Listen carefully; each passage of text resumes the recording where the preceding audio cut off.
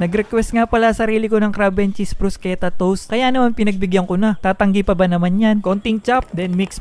All goods na. May masarap ka ng palaman o topping sa tinapay mo. Crab sticks, chop lang natin. Saktong laki lang. Yung tipong visible pa rin siya pag in-spread natin mamaya. Bell pepper, pang dagdag texture and color na rin.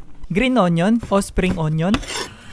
Baguette, slice lang natin siya diagonally. Mga 1 inch pala yung kapal ng slice na ginawa namin dito. Sa isang bowl, cream cheese, isang buo na yung ginamit namin para dito. Yung crab sticks kanina, yung bell pepper na dinice natin kanina, and yung spring onions.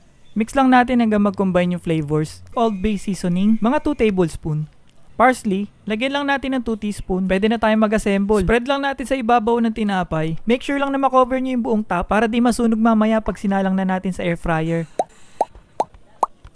Garnish lang natin ng dried parsley, then pwede na natin ipasok sa air fryer. 200 degrees Celsius for 6 to 7 minutes. And boom!